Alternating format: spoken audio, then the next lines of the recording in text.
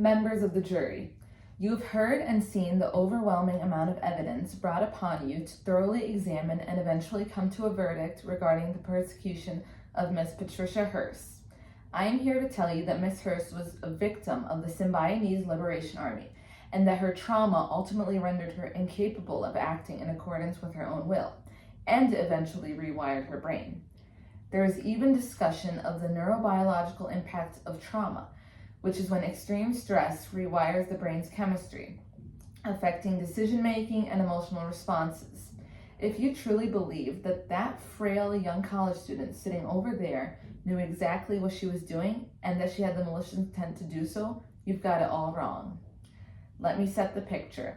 In the late evening of February 4th, 1976, a knock came at the door of Patricia Hearst and her fiance's apartment. In burst a group of armed people, wielding guns, and they grabbed the shaken and terrified 19-year-old Hearst. She was forced to watch them beat up her beloved fiance. She was forced to watch them beat up her beloved fiance. Then they shoved her in a car trunk and sped away, firing rounds of bullets into the night. This frail girl spent 59 days blindfolded and living in a closet where she endured verbal and sexual abuse. The repeated abuse over a course of 59 days rendered her fear circuitry to take over. Hearst was no longer thinking rationally or independently at this point. The trauma that she endured forced her to develop a survival mindset. She must do whatever it takes.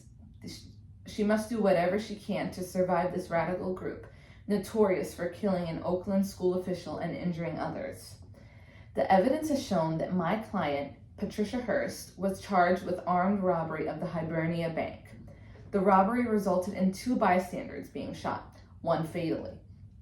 Evidence from the scene of the crime shows that Hearst had announced to the customers that her name was Tanya, most likely given to her by the Symbionese Liberation Army, or, as the prosecution said, her own will. But is her own will truly her own? Or is it a result of the trauma she endured at the hands of these people? This is precisely what the evidence fails to establish with certainty. The evidence does not show how Miss Hearst became so frail to the point of weighing just 87 pounds. That is the average size of an 11-year-old child. Psychiatrists even recorded signs of trauma. Her IQ was measured at 112, when it had previously been 130. There were gaps in her memory regarding her pre-kidnapping life. She is now smoking heavily and has nightmares. The prosecution didn't tell you all of that, though, thus prohibiting the burden of proof, which is the obligation of the prosecution to prove their claims. The information that they have does not prove beyond a reasonable doubt that she is guilty of the bank robbery.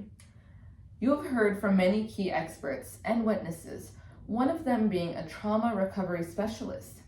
They have provided insight on how trauma influences behavior and ultimately highlighted that Hearst is a victim and that she did not do these acts voluntarily. Hearst, according to the psychiatrist who examined her, had retreated to a fantasy land because her perceptions and sensations had been critically injured. When one is exposed to prolonged torture, their brain adapts for survival. Extreme trauma alters brain function, making it harder to think critically and act independently. Miss Hearst engaged in the robberies because of her trauma, and even out of pure fear for her life.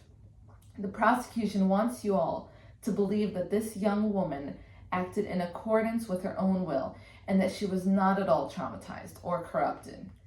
That is not the burden that you are to apply in this case. The law demands that guilt be proven beyond a reasonable doubt. The evidence shows Patty Hearst was a victim, not a criminal. I urge you to return a verdict of not guilty. Thank you for your time and patience.